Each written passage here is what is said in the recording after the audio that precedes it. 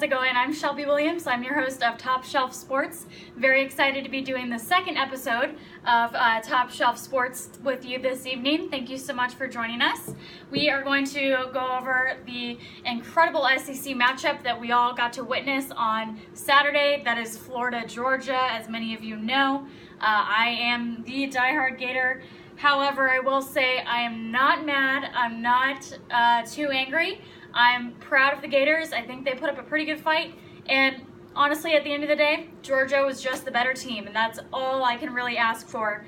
Let's just kind of jump right into it. First, I want to talk about Felipe Franks. His stats comparing to Jake Fromm. That's what I like to do. I like to compare those stats. You know, we always talk about Felipe Franks has way less passing yards pretty much every single game. And it's not like just, 20 yards or less. It's like by 100 yards difference in those two quarterbacks. And that is one of the ongoing problems that the Florida Gators have had. If you are a Gator fan as well, you know my struggle. If you are a Georgia fan, you're feeling pretty good and happy right now. You Georgia fans out there have not really had huge games yet besides LSU, which is one that you lost. And, South Carolina was your other notable SEC matchup. But as of right now, moving forward, things are going to get a lot harder for Georgia, and it's not going to get any easier, especially coming up with that SEC championship and a month away, guys. Can you believe it? Already talking about that SEC championship.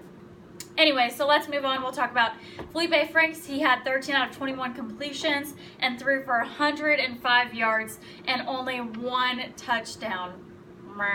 Not happy about that one touchdown. It seems like almost every game he's only got one touchdown. Not too worried about it, I guess. Like I said, I'm proud of the way the Gators played.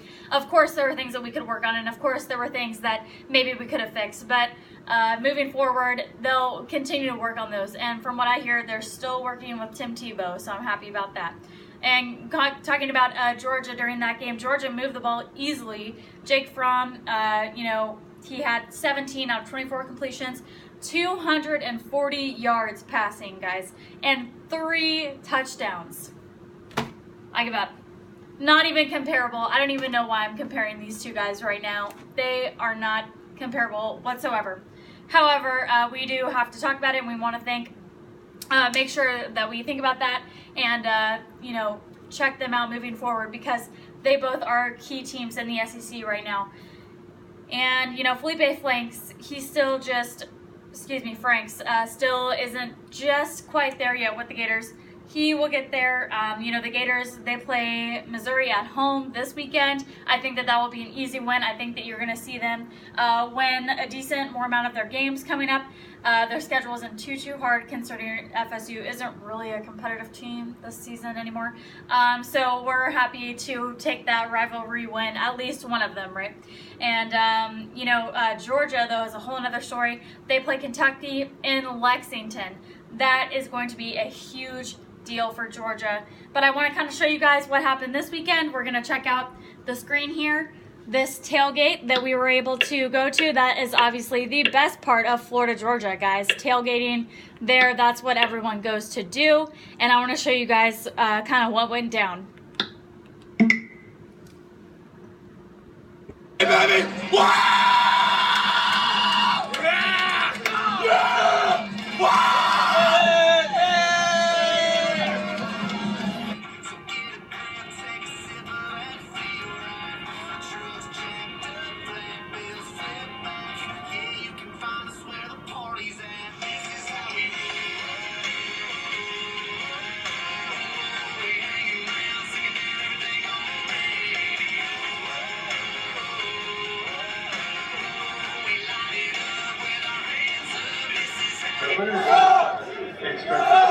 That hurts them. You just mentioned the teams that they beat and how those teams are doing. Now, they've got some teams ahead of them that can help because of their better records. But at the end of the day, I really don't.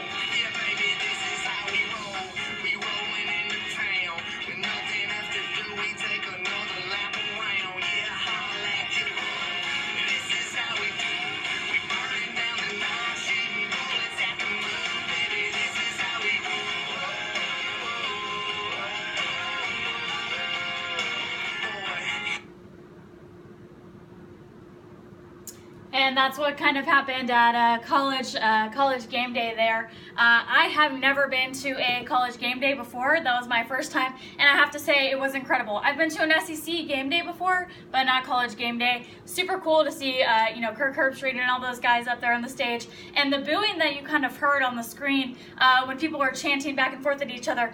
There was a lot of UCF fans there, a lot in Jacksonville. They showed up, and they showed up to be there and to make themselves known. Some of the guys from the college game day crowd were saying, UCF, get out of here. You're not relevant. You're not really important to us. Obviously, in nicer words, of course. However, UCF has been making a case for themselves quite a while now, and we are going to keep an eye on them, and I'm quite interested to see where they go as far as things continue down the UCF train in Orlando. Okay, and then we're also going to talk about today the NBA Magic are right now at 2-4 this season. They just started their season, as did the rest of the NBA. The Magic, they play Sacramento. Well, actually, right now they're playing Sacramento, the Kings. We want to make sure that the Magic get enough recognition. However, they do have a new coach this season. We are looking forward to a new squad, and I'm going to show you guys some highlights from their win against the Miami Heat. Yes, you heard me right. There was a great game that they played against them. So let's take a look at some of their highlights.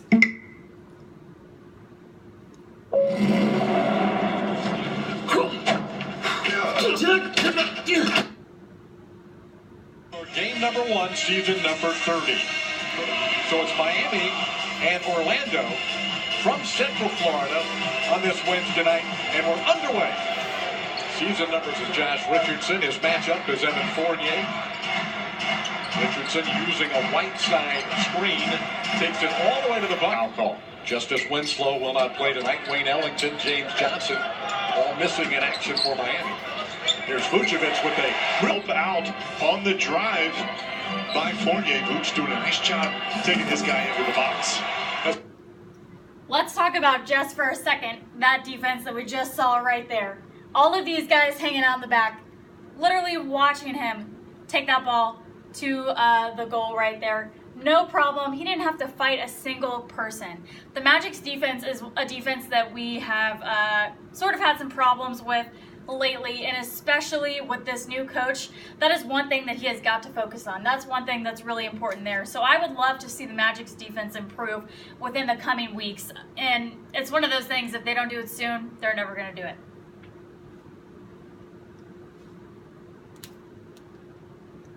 Rodney McGruder had a terrific preseason. And a nice drop-off by the... What did I just say? Again, Magic's defense. McGruder to... Vucevic to Gordon. Stuffs it in. Forgot about that one. Dragic into the middle. Nice scoop shot by Gordon as soon as he caught it. Dragic gets into the middle of the Magic defense. He beat the Magic about 9 days ago in South Florida in a preseason game, 90-89. Fournier down the middle. Inbounds pass to Jonathan Isaac. Fournier off the screen. Nice dish to Vucevic. First game of the year, too. Fournier down the middle. Vucevic there to follow it in. Inside comes over to help, and that's what he will do. That's why you've got to continue to challenge him, but just be smart. Find the open guy. 6-point lead for Miami. Augustine driving it, feeding Fournier for an easy 2 points. All right, Evan moving right into his sideline. Dragic given space. Gets that 3 ball to go. Goran Dragic. That same call that Dragic got on him earlier. Terrence Ross has checked in for Orlando as well. Greenway. Here's Dragic. Or rather, Tyler Johnson this time on the drive. He gets a shooting. Wade got a piece of it. Vucevic got it back. His shot is blocked by Whiteside.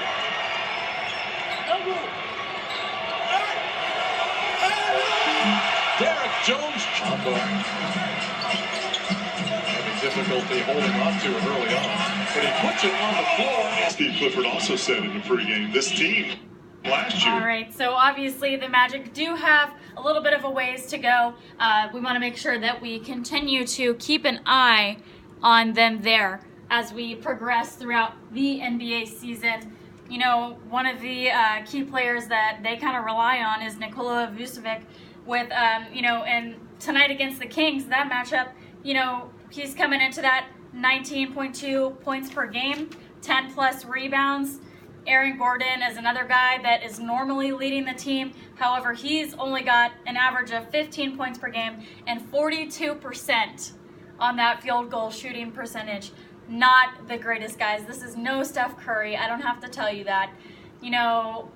Looking down the field or looking out ahead of what's going on in this NBA season, I've got the Warriors to win it all already. I'm saying it now, and I'm thinking the Lakers will give them a run for their money, but I don't think it's going to be their season quite yet. Anyways, back to the Magic, and don't forget about Evan Fournier. He has just been pretty terrible this season, unfortunately. He is not the stud that he normally is, guys. We definitely needed him to step up and, really move things quickly. The Magic right now, for them, it's all going to be about how quickly they can get things going, moving fast, getting their team together and getting them to work together as a cohesive unit. As of right now, they don't look anything like that. And of course, we can't forget about our friends up north. The Atlanta Hawks are doing even worse than the Magic. They are 10th in the Eastern Conference, unfortunately, for my Hawks fans out there. They started their season with a tough loss to the Knicks. Their record is also a 2-4 as of right now. And they play the Cavaliers tonight. They're going to have to pull off a miracle, I think, to win that one. That game started at 7, if you guys want to check that out before it's over, after you watch the show. And also, the Hawks, they've got me a little confused, I will say that. They stayed tied with the Philadelphia 76ers until halftime.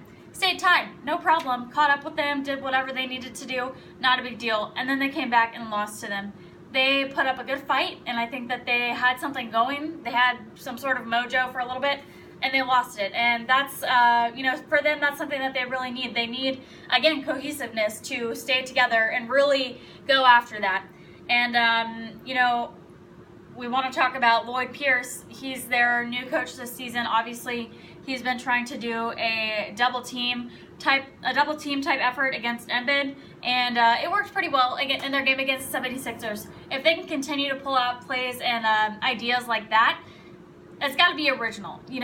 Originality is going to carry you far in the game of basketball. Anyone can tell you that. We want to make sure that they continue to do things like that. I think Pierce has a long way to go with him and his squad.